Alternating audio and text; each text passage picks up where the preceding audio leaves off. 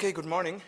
In the last lectures, we spoke about special techniques to exploit the features of functional programming for writing actual programs. So different programming techniques which rely on the special features of functional languages. And the first feature we discussed was how to program with higher order functions.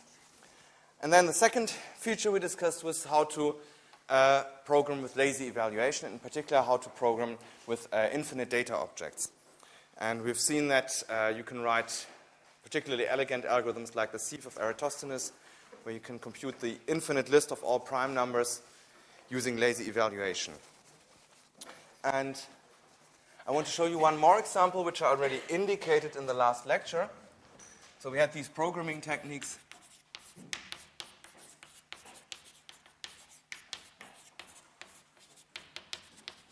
using higher order functions,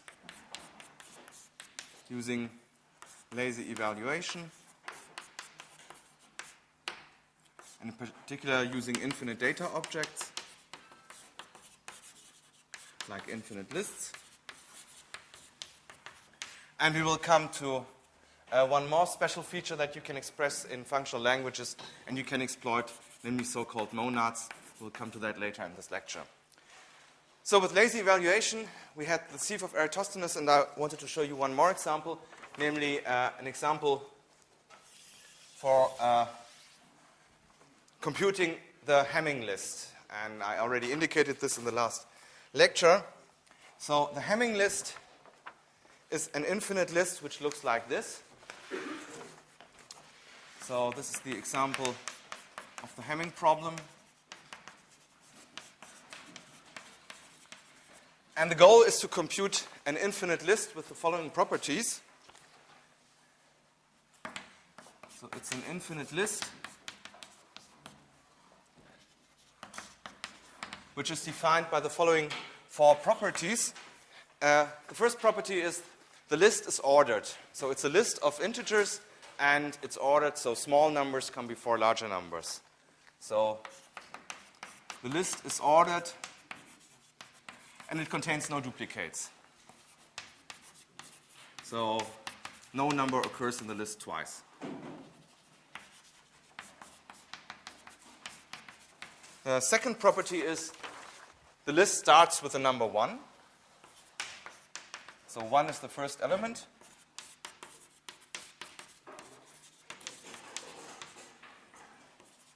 The third property is whenever an element x occurs in the list, then the list also contains 2 times x, 3 times x, and 5 times x. So if x is in the list, then the list also contains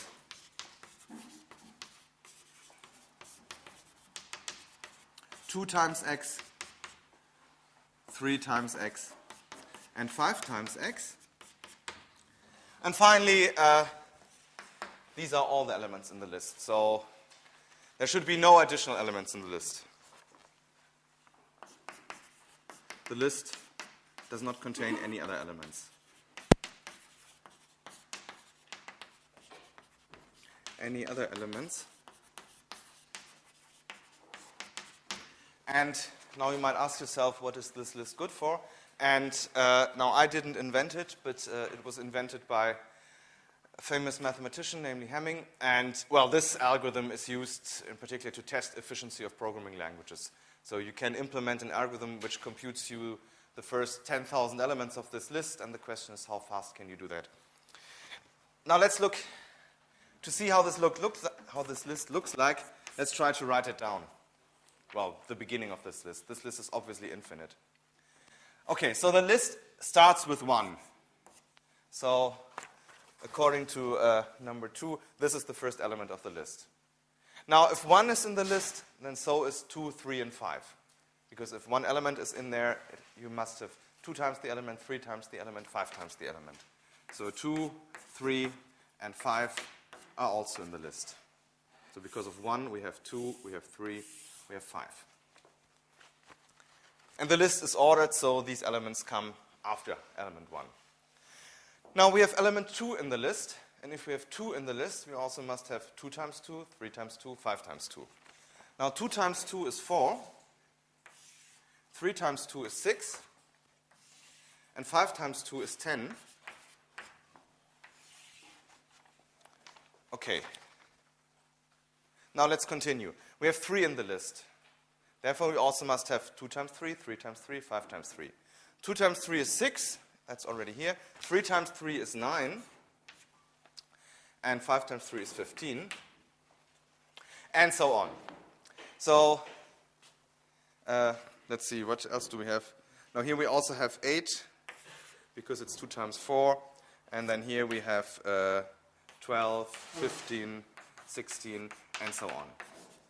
Now, obviously this list is infinite, but it also doesn't contain all natural numbers, because you can immediately see that it can only contain numbers where all prime factors are 2, 3, and 5. So no, there can be no larger... What was this? Was it a bird? Uh-huh.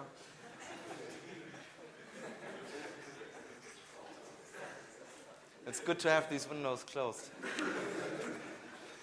Okay, so prime numbers bigger than 5 can't be in this list. Now, 7, 11, stuff like that you cannot have.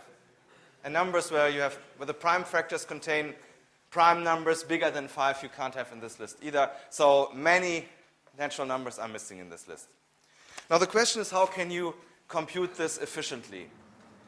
And to compute with infinite data objects efficiently, one can exploit that Haskell represents particular easy infinite lists as circular data objects. So we had one example in the last lecture. So you can have circular data objects. And this happens whenever you define an object which is not a function but just a pattern, and it occurs in its own definition on the right-hand side. So if you have something like this was the example of the last lecture. Ones is a list of integers, and it is defined as the list which starts with 1, and then ones is called recursively. Then obviously, if you start evaluating this, you get the infinite list of all ones. So 1, 1, 1, 1, 1. And the representation is as follows. This is represented as a list which starts with 1, and then, so the head of the list is 1, the first element is 1, and the tail of the list is a pointer to this cell in the memory. So ones is a pointer to this cell where you have the first element and then a pointer to this thing itself. So the size of this is extremely small. And now this always happens whenever you define something which is a function of arity 0. So this function once does not take any arguments. And this function occurs in its own right-hand side. So whenever this happens, Haskell builds a circular data object. So you get a circular data object whenever a non-function variable like ones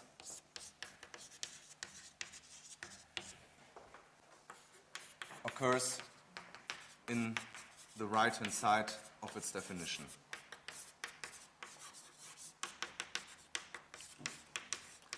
And let's exploit this for the solution of the Hamming problem. So the goal will be, we want to compute, say, the nth element of the Hamming list in linear time. Now, the nth element means you have this infinite list, and if you want to compute the element which is at position n, you want to be able to do this in linear time. And this is possible by building a circular data object. Okay, how can we compute this list? Now, the idea is as follows. Let's assume we would already have the list, which is the Hamming list, but all elements are multiplied by 2. And let's also assume we already have a list which is like the Hamming list, but all elements are multiplied by 3. And we have another list which is the Hamming list, but all elements are multiplied by 5. If we had all these 3 lists, then we would get the real Hamming list by just merging them together. And with merging, I mean we have 3 ordered lists, and now we put them together to get an ordered list again. So we would have to look at these lists and see, well, which element is the smallest one. This would be the first element in the result list, and then we take the next smallest element from these 3 input lists, and then we get the second argument of the output list. So to compute this merging, we would need an algorithm for merging ordered lists, and it would look like this. So this algorithm MER stands for merging, and this merges 2 ordered lists and gets, again, an ordered list. And moreover, it eliminates duplicates because obviously these lists might contain the same elements, but the Hamming list should not contain duplicates, so this merging should remove duplicates. Merges 2 ordered lists and removes duplicates. So how would one compute such an algorithm? What would be the type of merge? The merge would have to take 2 lists as input and give you 1 list back, which is the union of these 2 lists. But if the 2 input lists are ordered, then the output list is also ordered. So it would be something like this. You take an input list where the elements have type A. You take another input list where the elements have type A. And you get a result list where the elements have, again, type A. But in order to compare these elements, I mean, you have to decide whether one element is bigger than another element. This type A cannot be completely arbitrary. You must be able to compare elements of type A. In order to compare them, something like greater has to be defined. So A must be a member of the type class ort. Ort is the type class where all types are contained that have something like greater or smaller and also equal. And now merge is very easy to define. Now, since we only need this for infinite lists, we don't care about the base case. So the case where these lists are empty is not interesting for us because we will only use this merge for infinite lists, and infinite lists are not empty. So we need just one single case. So the first list is not empty and it starts with an element x, and the second list is not empty either. And now to get the result list, I mean, there are 3 possibilities. Either x is smaller than y, or x is bigger than y, or x is equal to y. If x is smaller than y, then the result list has to start with x. And we call merge recursively. And if they are equal, now if they are equal, obviously the result list also has to contain this x. But the y we drop because now we have to eliminate duplicates. We don't want this element to occur twice in the result list. So we would now call merge recursively with x's and y's. And finally, if x is greater than y, well, then the result list has to start with y, and we call merge recursively.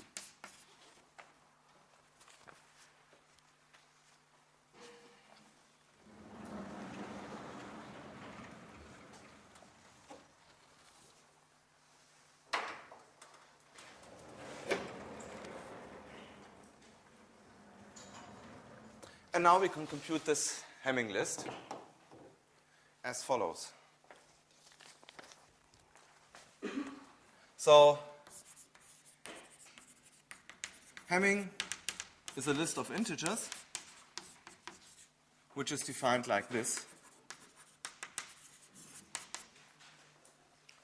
Okay, so Hamming, let's look at the definition of the Hamming list. The Hamming list has to start with the number 1. Okay. Now, how do we continue? Well, as I said, the idea is we assume we already have the list, which is the Hamming list, but all elements are multiplied by 2. And we have the list, which is the Hamming list, where all elements are multiplied by 3, and similar for 5. And then we just merge them all. So we merge the list that is the Hamming list, but all elements are multiplied by 2. Now, how do we get suppose we have the Hamming list already. How would we get the list, which is like the Hamming list, but all elements are multiplied by 2? Map. Right. So we apply the function which multiplies by 2. So 2 times we apply this to the Hamming list. So this thing, this expression is the Hamming list, but all elements in the Hamming list are multiplied by 2. Okay, now this we have to merge with the list that we get by taking the Hamming list but multiplying all elements by 3. Now this looks the same, so now we multiply everything with 3. And finally, we also have to merge this with a list where we multiply everything by 5. That's it. So this is the program to compute the Hamming list. Now, let's execute this to see what happens.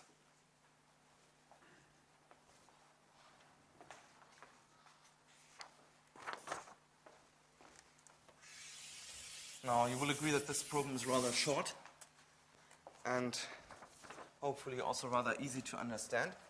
So, how would this Hamming list be represented in the memory? We've seen up there, if you program the algorithm once, this is represented by this circular data object up there.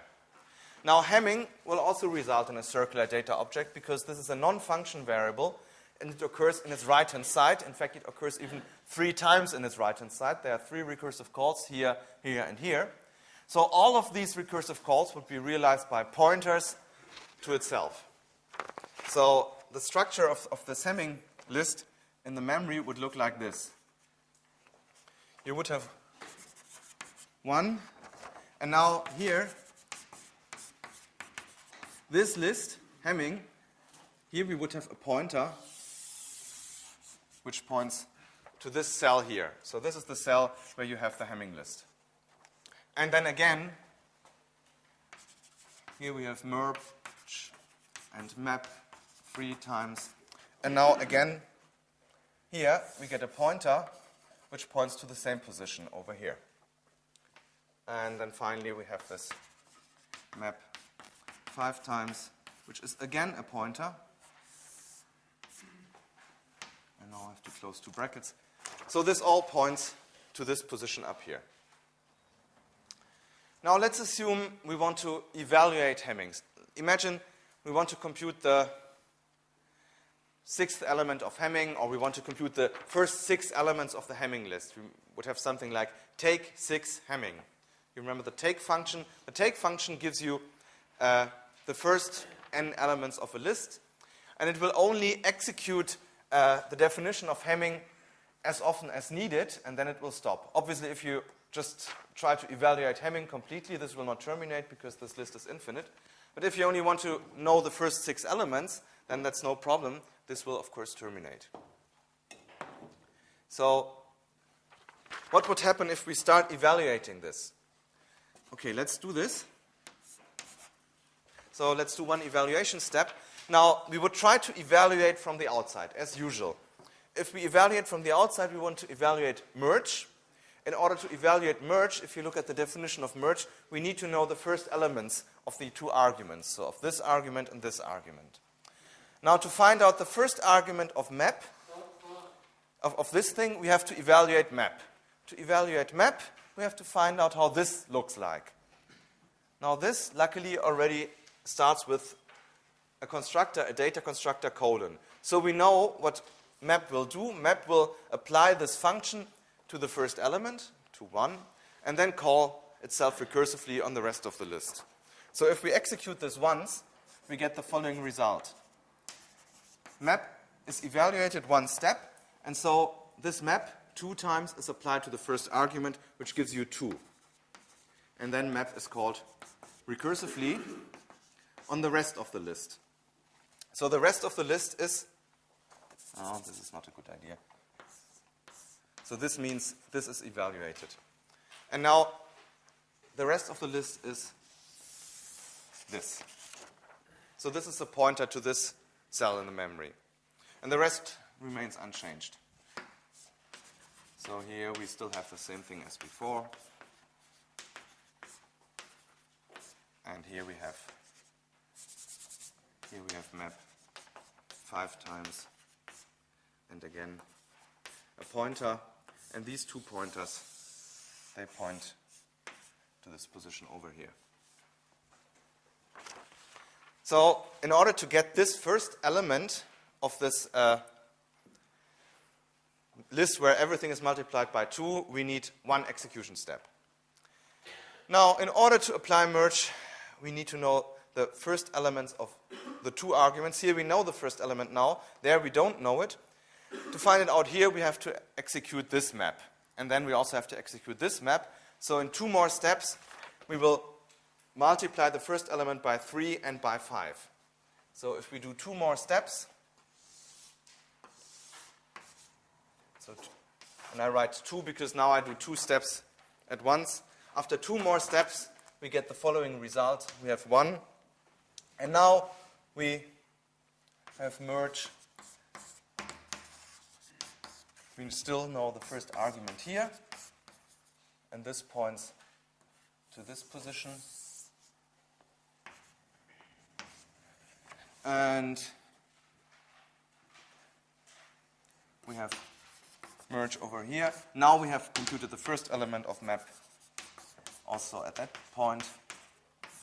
And this now points all to the same position.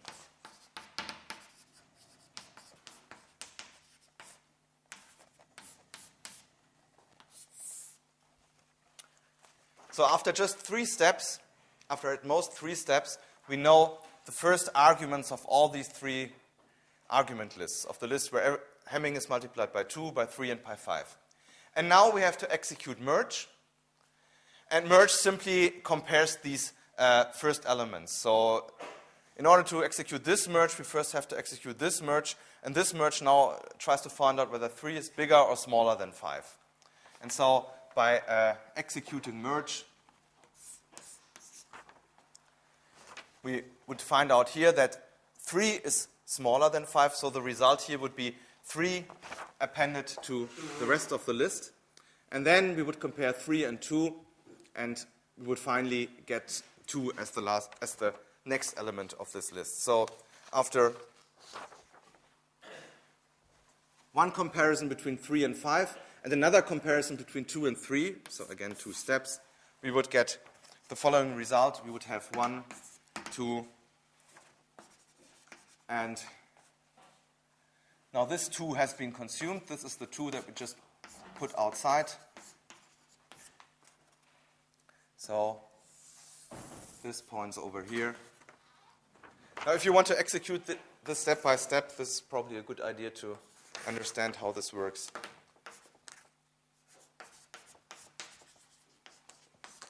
And now this 3 has also been moved outside because 3 and 5 have been compared.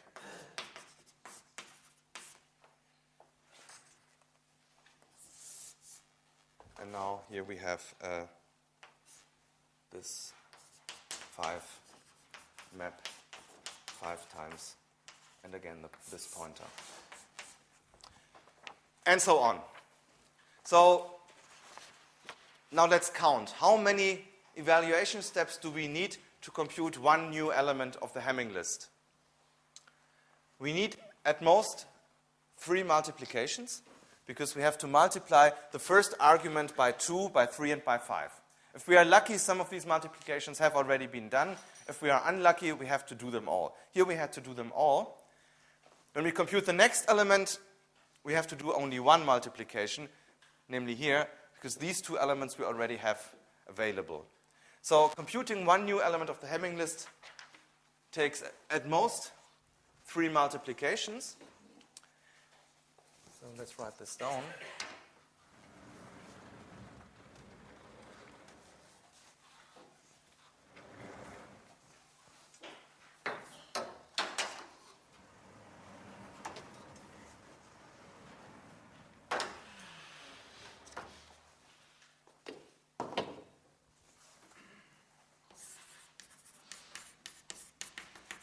So computing the next element of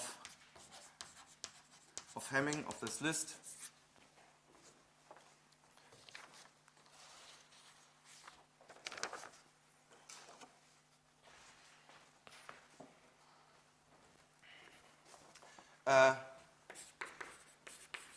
takes at most 3 multiplications.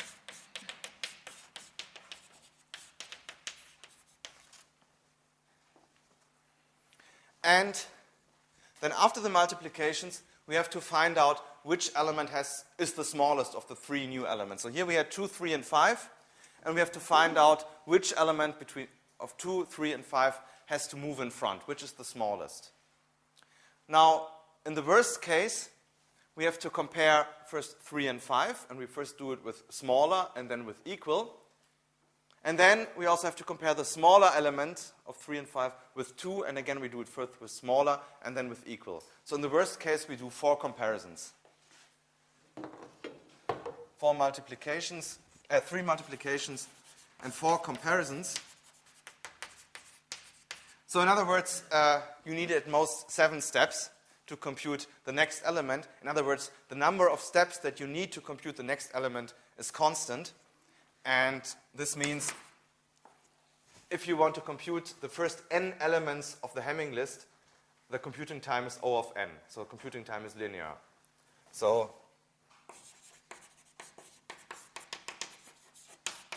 computing the first n elements of the Hamming list takes time O of n. So this algorithm is linear. And you can hardly expect something better if you want to do something like this. So this has very low time complexity, just linear time complexity, so this cannot be beaten. And this also has very small space complexity, because the only thing you have here is, well, you have the part of the Hamming list that you already computed, plus some additional pointers, and that's it. So this is about the most efficient implementation of this problem you can think of. And if you want to implement something like this in an imperative language, it will, well, of course you can mimic this, but a very naive implementation would most likely not be linear. Okay, so this is another example to demonstrate how one can use lazy evaluation and infinite data objects.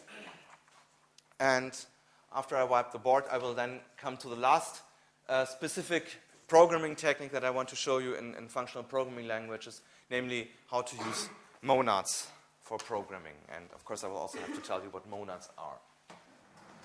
Okay, so are there any further questions concerning lazy evaluation? Okay, so let's come to the last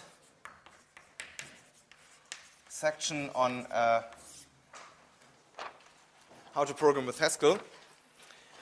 Now, monads are a very theoretical concept in principle. This is a concept from category theory. And in functional programming, you can use this concept for many different things. So monads is a concept from category theory. We will later on formally define what a monad is, but I will first illustrate in particular example how to use monads before I say what monads are in general. And so in functional programming, we use it for many different things. So we use it for achieving something like sequentiality. Up to now, well, you have a functional program, and, well, a functional program mainly just works with expressions. There's no real notion of sequentiality. If you think of imperative programming, there's a clear notion of sequentiality, because you write many statements after each other, and it's clear that you will execute these statements one after another. So the order in which the statements are executed is completely clear from the program. That's not so clear with functional programs. If you know the evaluation strategy, yes, then, of course, you can predict in which order things happen, but otherwise you can't. So this is used for achieving sequentiality. So this makes sure that no matter how you evaluate, certain things happen before other things. Then in particular, they are used to achieve input and output. And they can be used for a good programming style because they increase modularity and maintainability of programs. Maintainability. Okay. So I will first, in the first subsection, I will speak about a particular monad which is predefined in Haskell, namely the input-output monad, which is used for input and output. And then afterwards, I will speak about monads in general and show how the user can define monads on his own and how to use them to achieve things like modularity and maintainability. So let me first look at just one specific monad, namely the input-output monad. So here, the topic is input and output with monads. This is the most commonly used monad, and it already illustrates the general idea. Now, why do I speak about input and output? What is so special about input and output? In imperative languages, there's simply some function like read or write. A read function would read something from a keyboard. A write function would print something on the screen. There would be functions which read files, which write files, which communicate with the outside world. Now, with functional programs, this idea violates one of the basic principles of functional programming. So, a fundamental principle of functional programs is, of functional programming, is that there should be no side effects. So there should be no side effects, which means that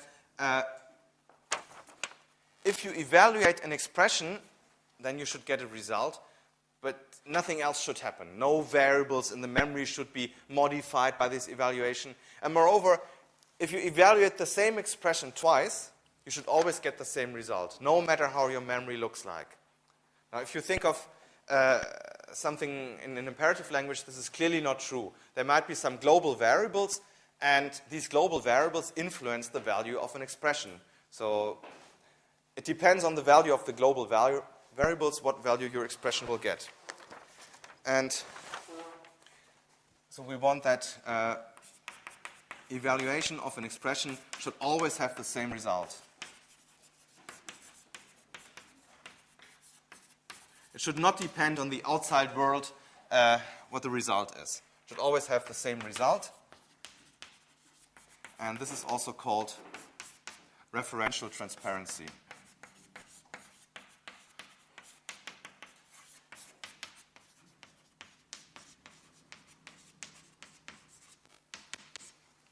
Now, obviously, then you have a problem with input and output.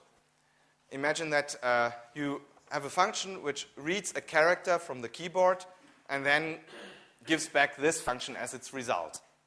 Now, if you execute this function twice, it may well have different results because it depends on the user. One time the user types A and one time he types B. And so the result is not always the same because the result depends on the outside world. So this is violated by input and output because a function, for example, a function which reads a character from the keyboard and returns it as result.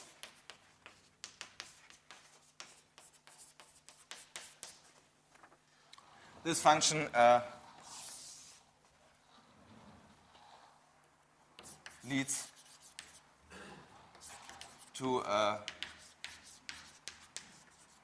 different values whenever it is evaluated just because the user may type different characters.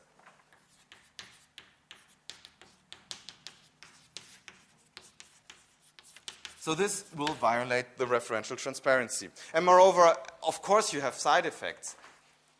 If you have a function which manipulates certain files, obviously, you have side effects, and other functions may read these files, and depending on the content of these files, they might do different things.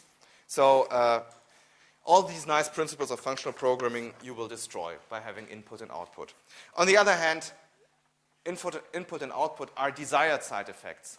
I mean, if you have a programming language which is unable to perform input and output, then nobody will use this programming language. And so somehow we have to have input and output, but we don't want to lose referential transparency. And now this can indeed be done. So the goal is we want to have input and output, but we don't want to use referential transparency. So it should still be the case that if you have an expression and you evaluate it, you get always the same result. No matter what people type on the keyboard, no matter how the files look like.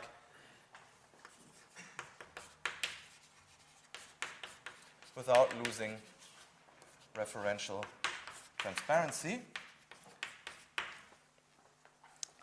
And this is done by using monads. And to introduce this, well, the first thing is we have a predefined data type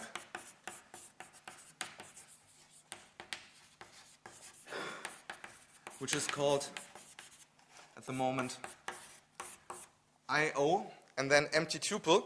So this is a data type which basically looks like this. IO is a type constructor and the type a unary type constructor. So this type constructor takes one type as an input, and this is the type empty tuple.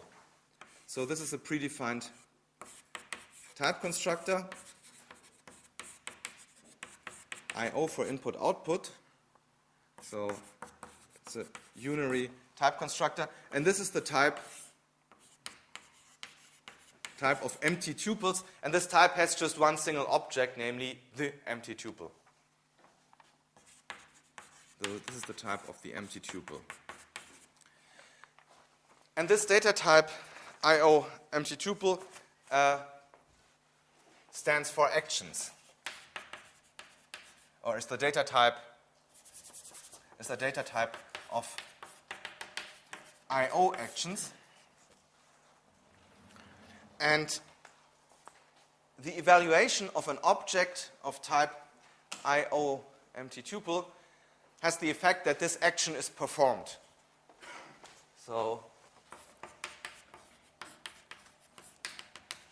evaluation of an object with this type, with type IO empty tuple, leads to the performance of this action.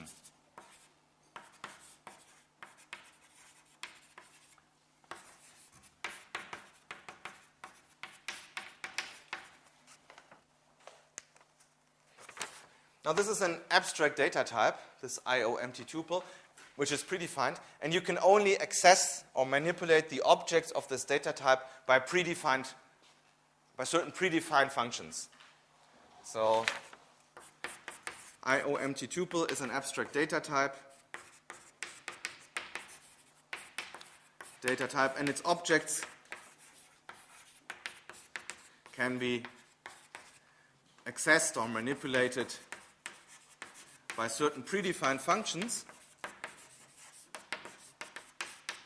And there are several predefined functions, and the easiest one is the following: the function put character.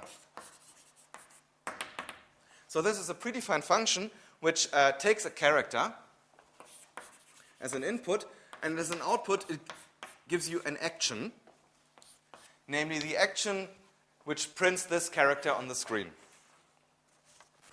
So put character, and now you write some character, maybe exclamation mark. This will give you, if you evaluate this expression, put character applied to this character, the outcome, the result is an action, and it's the action print the exclamation mark on the screen. Is the action which prints this on the screen. So if you write put character and then exclamation mark in your interpreter and you press return, then what will happen is that it will print an exclamation mark. Now,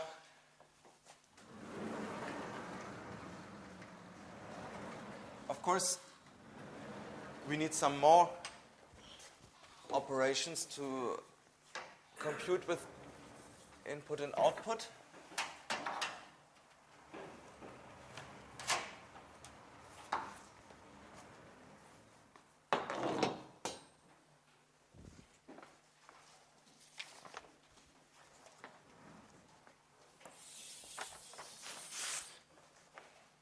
So another operation, another predefined operation is this double greater, and this is pronounced then. And this operation is used to compose actions. So this takes an action, an I/O action, and another I/O action, and gives you back the action which is the composition of both actions. So the result is an action which first performs the first action and then performs the second action. That's the reason for the name then. First do this, then do this. So the idea is it composes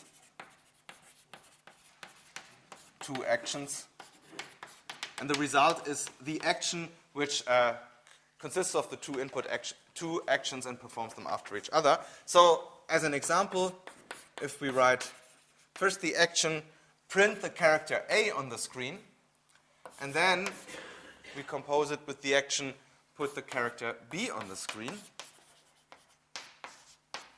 then this whole thing is again an action, so it is again an action of this type. And if you evaluate this action, if you perform it, then what will happen?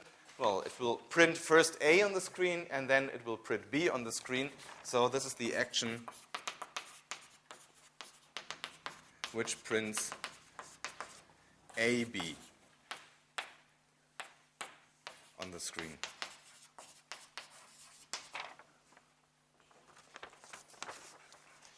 Now, maybe another predefined function on action, and then we can already program an algorithm which is a bit more interesting. There's also a predefined function apart from put character and the then operator. There's also a predefined function called return, and this return function can give you an empty action. So return empty tuple is again an action, and this is the empty action.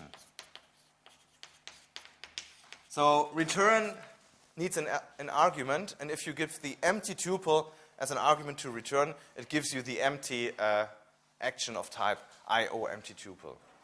Now return can also be used for other things. That's the reason why here we have to give a certain argument. We will see in a minute what you can do with return apart from this.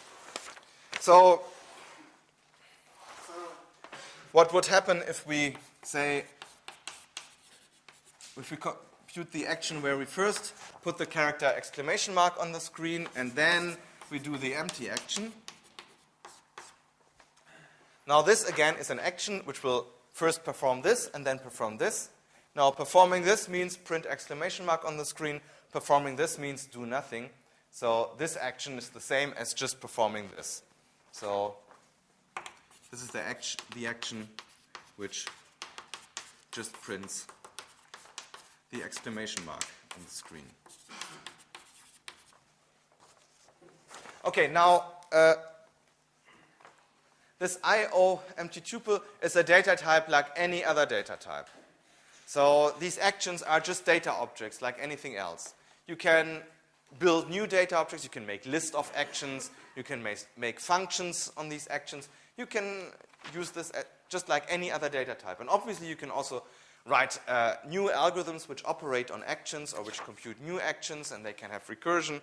So for example, let's write an algorithm which takes a string as an input and prints this whole string on the screen. So not just a character, but a whole string.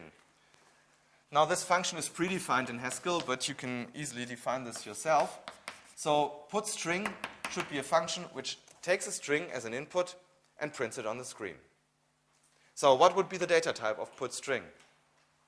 It takes a string as an input, so the argument must be a string, and it should print it on the screen.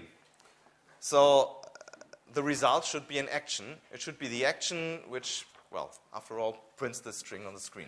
So putString should print a string on the screen. Now, how would we define this? Well, we just define this by recursion as usual. So if we want to print the empty string, what should the result be?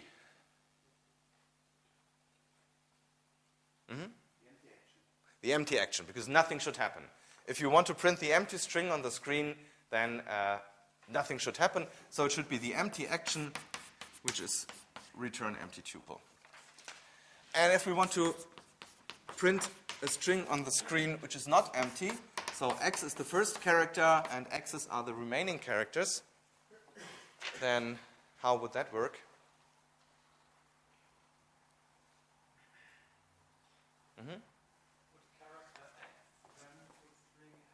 Right. So put character x. This is the action which prints x on the screen, and then we should perform the action which puts the remaining string on the screen. So this is the recursive call of this function. Okay, so this is how you can program with these actions. Now, if you look at these actions closely, you can see these are just output actions. These actions are not input actions, they are just output actions. And of course, we need input actions as well. So the type IO empty tuple only contains output actions.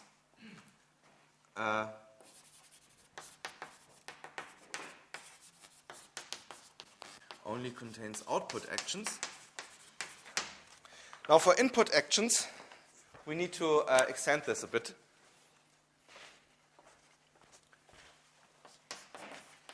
So for input actions, we need more general type. Namely, we now permit arbitrary types as arguments of I/O. So again, I/O is a type constructor, and A now can be any type. And so IOA is again a new type.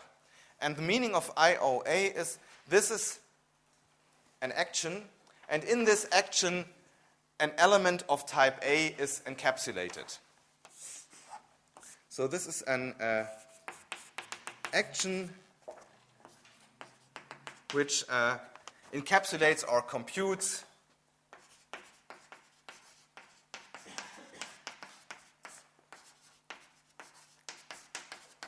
an object of type A, and as a special convention, if for the data type A you use the type empty tuple, this is a completely uninteresting type because this is a type which has just one single element. The only element of this type is the empty tuple, and the convention is that those actions which do not compute anything sensible, where you get no new information from the action, these are the output actions, because if you print something on the screen, you do not compute anything new. This is the special convention that output actions do not compute anything sensible, and therefore they have the type IO empty tuple. But for example, if you now want to read a character from the keyboard, then this is an action where some new information is computed, achieved, because the information which character the user types, that's of course a new information, and this action therefore computes an object of data type character. And therefore we have a predefined function getCharacter, and the predefined function getCharacter has the following type. It's an action where an object of type character is computed. So this is an object of type IO character. Okay, I will continue in a moment. Okay, so maybe to make this very clear, the value of this expression, the value of the expression get character, is not the character that is read from the keyboard. If it were the character that was read from the keyboard, you would violate referential transparency, because then the value of this expression would sometimes be A and sometimes be B, depending on what the user types. And therefore, the value of this expression is not the character that is typed in,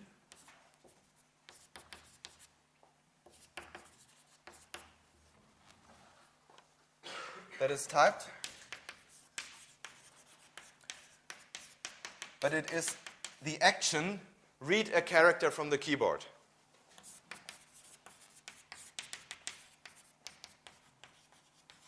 Read a character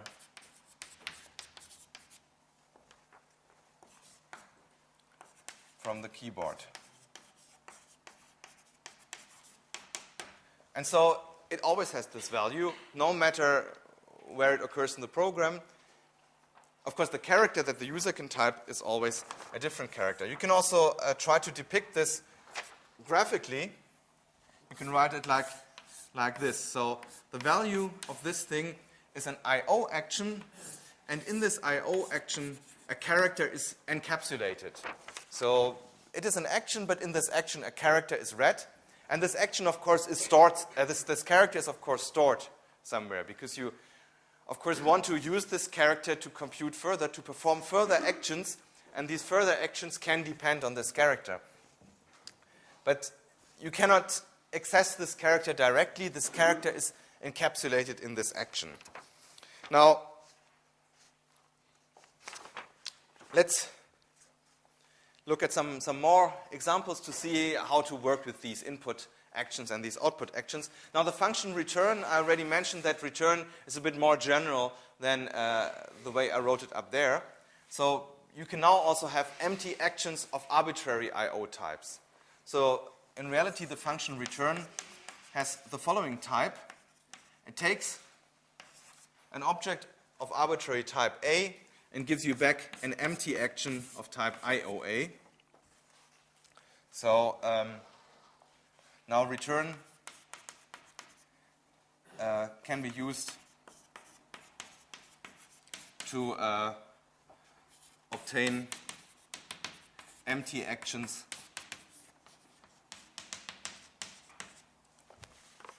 for all the types IOA. So, for example, if you write return and then exclamation mark, then this is an action which does nothing, but it's an empty action. But in this action, this exclamation mark is encapsulated. So it is an action which does nothing, but computes a new value which is stored internally. So it's an action which does nothing. So there's no input or output happening, but it computes or computes the character exclamation mark, and obviously the type of this is an empty action of type IO character, because this is a character. Return 5 might be an action of IO int. And also this then operator in reality has a bit more general type. It's not just something with which you can compose two actions, two output actions, but you can compose arbitrary actions. So in reality, the type of this then operator is the following. You first perform an action of type IOA, so you do an IO action where a value of type A is determined. Then you forget about this value, and you perform another action where a value of type B is determined, and the overall result is the action which does these two actions after each other, but the value that is determined is the one that is determined in the second action. So the meaning is, if you do first action P and then action Q, then the outcome is the action which first performs action P but ignores the value of type A, which is determined during this action of type A, which is determined during action P.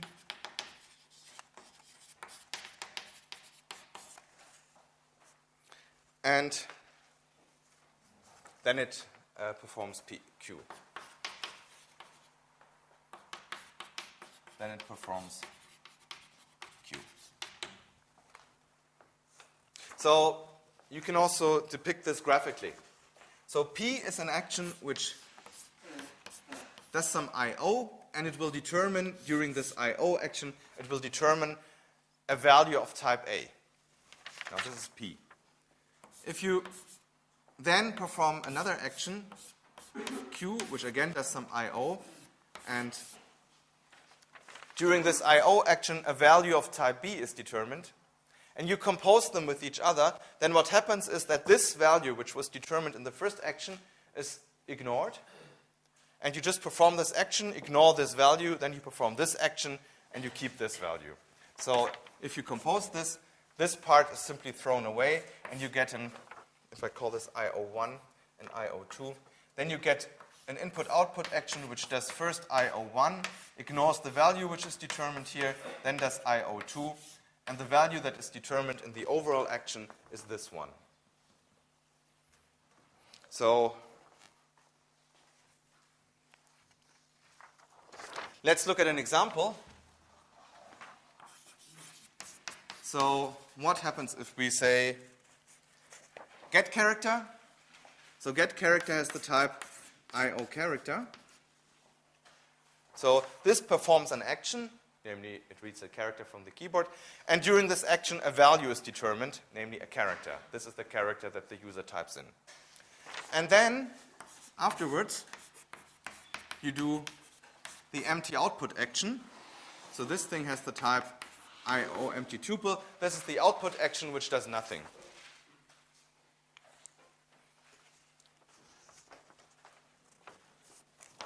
Now, what would happen if you evaluate this? If you evaluate this, well, the result of this is an action which first reads a character from the keyboard, then forgets this character again, and then does nothing. So this is a rather useless action which reads a character from the keyboard and then throws it away. So action of type, so the whole thing has type I/O empty tuple, which reads character from the keyboard, and ignores it.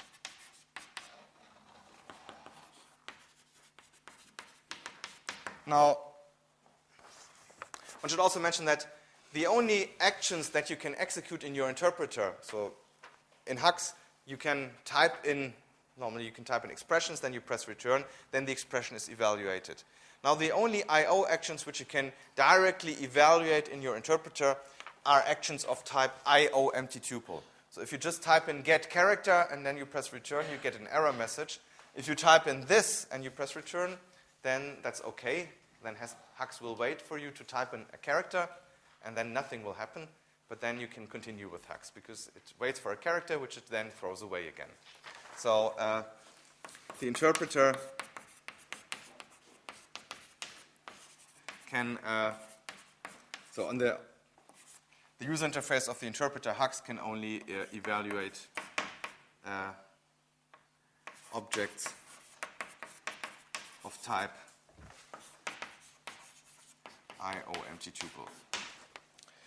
Now, this already indicates that this is not such a brilliant idea, because, okay, you can now read characters from the keyboard, but the only thing you can do with them is ignore them again. Now, that's not what you really want. Of course, you want to somehow access this character and then do something with it. For example, you want to read a character from the keyboard and then print it again. Now, with this then operator, there is no way to do this, because you have no way to ever access this object which is encapsulated in this I/O action.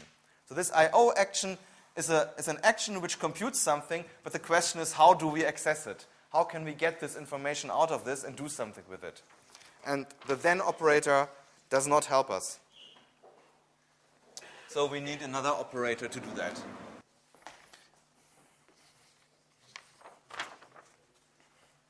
Okay, so performing two actions after each other where the first action computes a certain value is usually only sensible if you somehow can access this value again. So to compose actions where the second action can somehow access the value which was computed in the first action, where action 2 can access the value computed or determined during action 1, we need another predefined operator, and this operator is called bind. And it is written like this, double greater equal. Now, again, this composes two actions. So the first action is something of type IOA. So this is an IO action which determines or computes an object of type A. Now the second argument is not just an action, but it's a function. It's a function which takes this element which was computed here, and depending on the value of this element, another action is performed. So now the next thing is an action of type IOB, but this action might depend on this argument which was computed during the first action. So the second element is a function which gives you an IO action, but this IO action can depend on this value which was determined during the first action. And the outcome is the overall action IOB. Now,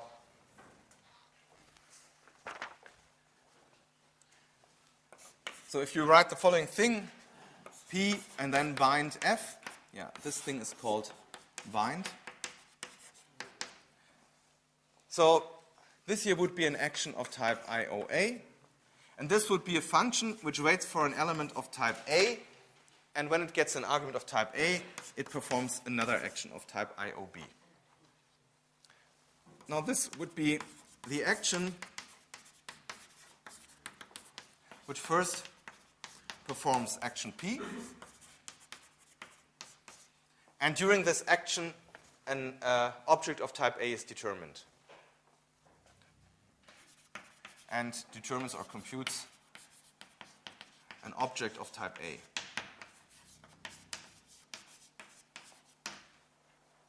An object, let me say an object X of type A. Then it performs the action Fx. So Fx is an action of type IOB. In other words, F gives you back an action, but this action depends on the argument that was computed during the first action. So F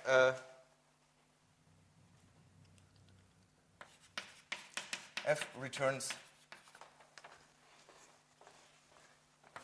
an action which depends on the value x. So if you want to see this graphically, you can do it like that. So P would be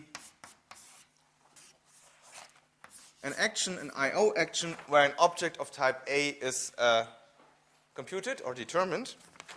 Now, if you compose this using this bind operator, then the second argument would be a function which waits for an argument of type A. So this indicates I wait for something, and this would fit in here perfectly.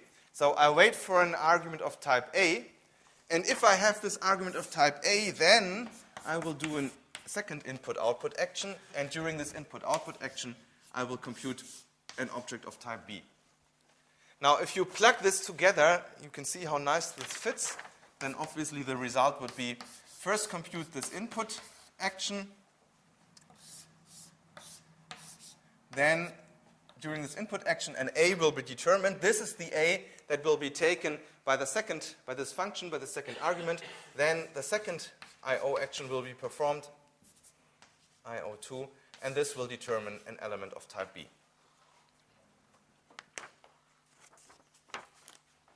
Okay, here's an example.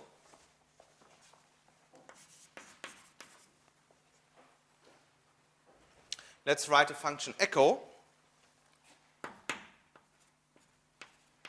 Echo has the type is IO empty tuple, so this is something you can really evaluate.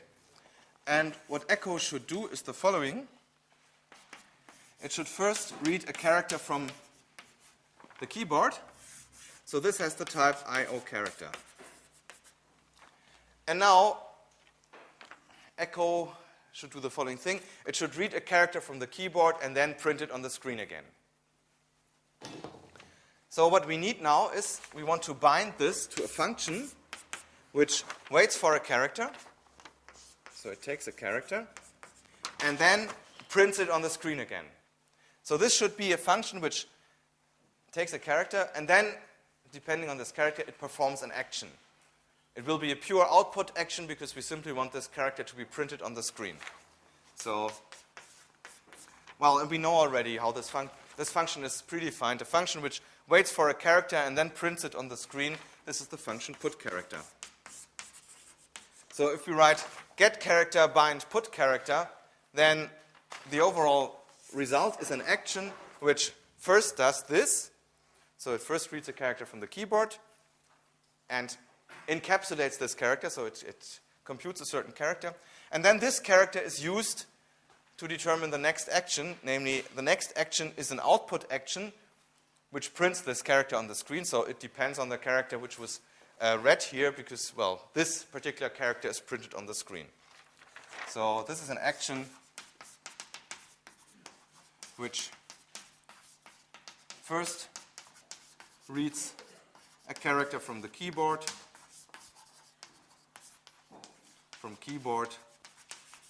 and then prints it on the screen.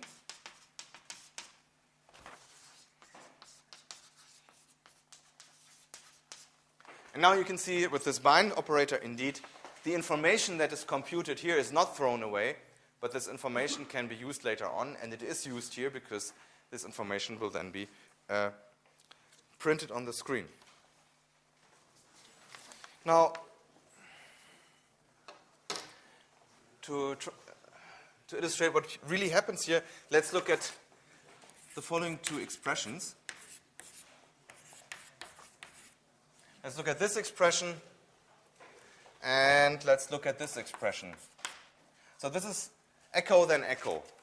Perform this action, and then perform this action again. And instead of this, you can, of course, also write, let x be the action echo in the expression x, then x.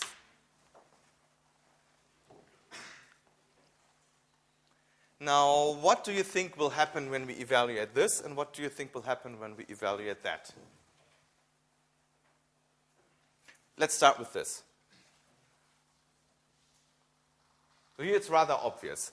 It will first evaluate this, so it reads a character from the keyboard, prints it on the screen, and then it does the same thing again. And obviously here, the user can type in a different character than the character here. So if the user types in A here and types in B here, then in the end on the screen you will have AB. So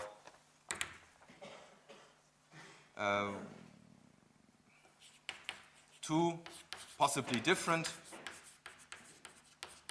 characters are read from keyboard, and printed on the screen. And printed. on the screen. Now, what happens here?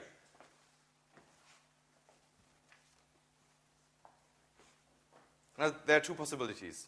Either the same thing happens, or it performs this once. So it performs this action once, so it reads a character from the keyboard, and then it prints this character, but prints it twice. So do I have the possibility to have AB on the screen afterwards, or will I have AA on the screen? Can I have the possibility to have two different characters on the screen when I evaluate this second expression over here? Mm-hmm. No. X is only evaluated once because of the local. Right, we know that lazy evaluation takes care of things like this. Whenever you have something which is duplicated, Haskell notices this and tries to evaluate things only once.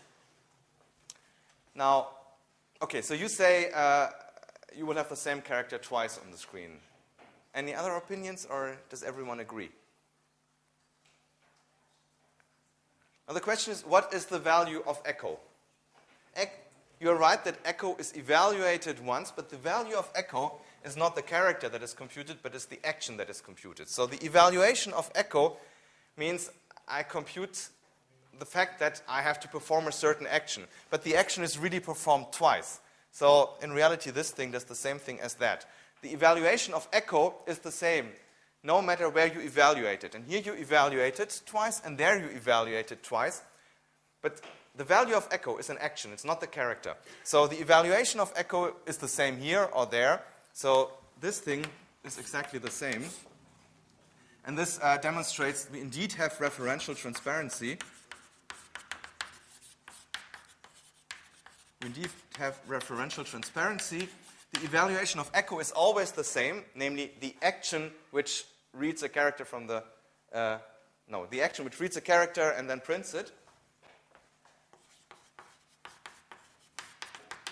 The evaluation of this expression echo always yields the same result.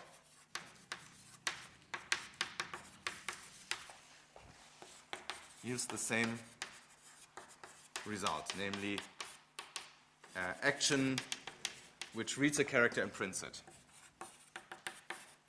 Which reads and prints character.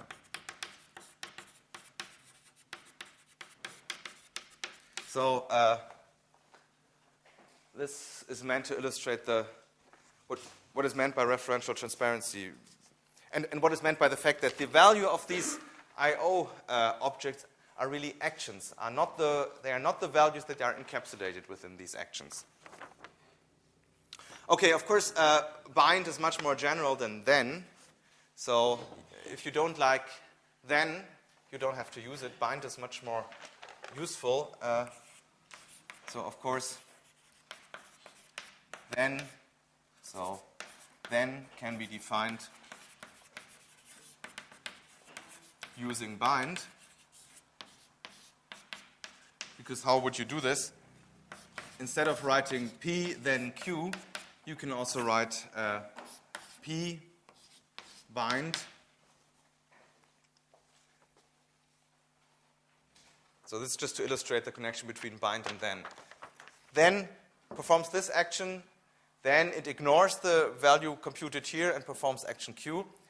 And if we want to express the same thing with then, now a second argument here, we have to give a function. So it would be a function, lambda something. So lambda something. It takes an argument, ignores this argument, and then performs Q. So this is a function which ignores its argument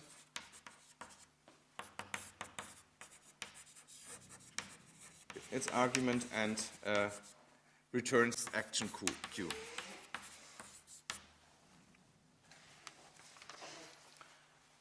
Okay, this is just to illustrate the connection between then and bind.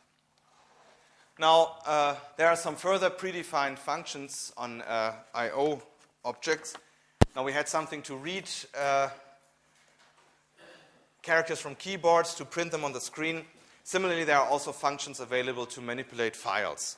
So we have some further predefined functions. So there's a function called readFile, which takes a string as an input. This is the name of the file, and gives you back the action which reads this file.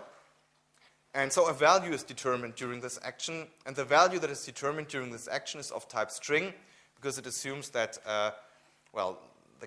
the file is just a list of characters. So the value is the content of this file, the action which performs this reading and computes the value of the stuff that is in this file. So the result is of type IO string. So in other words, read file, my file, is the action which reads this file, my file, and in this way encapsulates or determines the content of this file. So in this way, you can read files,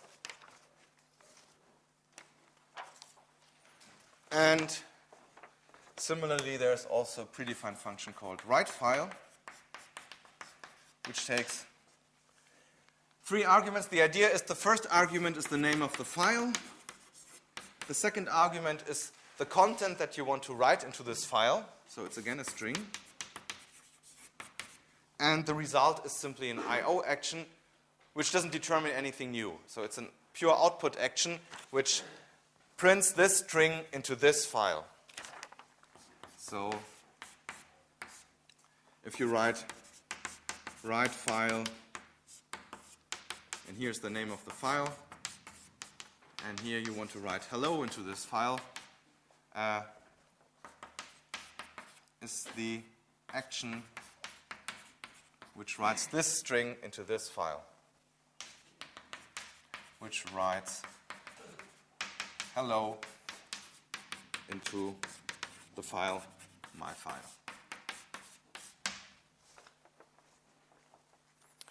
Okay, now let's write a useful program. We have written a program, putString, which writes a string on the screen. Now let's write a program which reads a string from the keyboard. So now we don't want get character, but we want to read many characters. We want to write a function gets, which takes an integer, 5, and then it reads 5 characters, and the aim is we want to read a whole string, a string of length 5 in this case. Okay, so as the last example for today, let's write a function gets, which takes an integer, say 5, and then should read then 5 characters from the keyboard. So gets n should read n characters from the keyboard.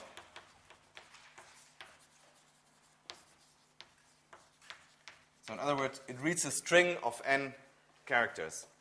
So what should the result be? The result should be an action, an IO action, because something is read from the keyboard, and something is determined during this action, namely a string is determined, the string of n characters here. So the output, so it should be an action of type IO string. How would we compute this?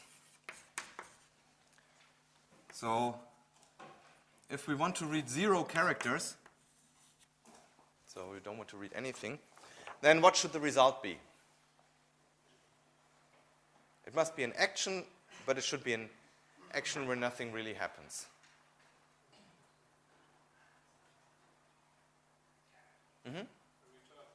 A return, but return needs an argument.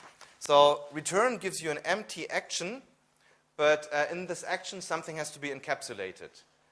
And here we know that a string has to be encapsulated. So something has to be computed during this action, and the question is, what string did we compute during this action? And we computed the empty string, because this is the string that was typed in by the user. The user didn't type in anything.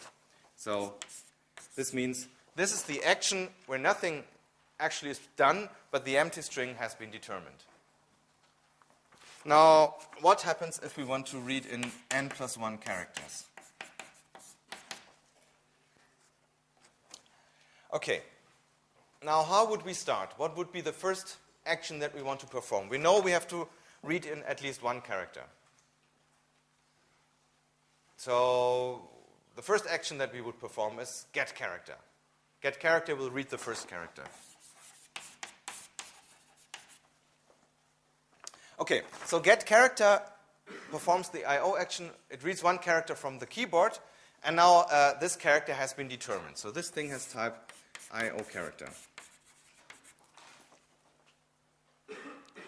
Now, what is the next action that we want to do? Well, basically, the next action will be we want to call gets recursively and read the remaining n characters. And then we want to glue all this stuff together. So how can we do this? Well, we would compose this with a bind operator. Now, the bind operator should do the following thing. We don't want to forget this character that we just computed here. So the bind operator should take this character. So this is the character which was read by this get character, by get character. So this we keep in mind. And now the remaining function is we call gets recursively. So we continue. This is not yet finished. So we first read this character, and then basically we store this character in this variable x because we need it later on. Then we read the remaining characters. Now, this thing is an action of type IO string, so this will read n characters and then store this or compute a certain value, and this value will be a string. So we have to bind this again to something. So the stuff that is computed here, we bind this in a we store this in a variable access. So this is the string which was computed by gets n.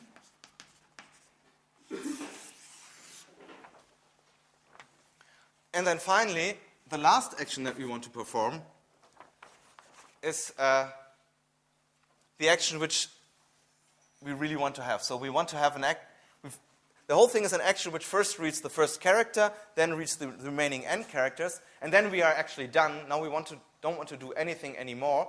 We only have to make sure that the string that is computed here is the right string. And the right string should be x:access, because this first character has to be inserted into this result list. So the last action that we perform does nothing.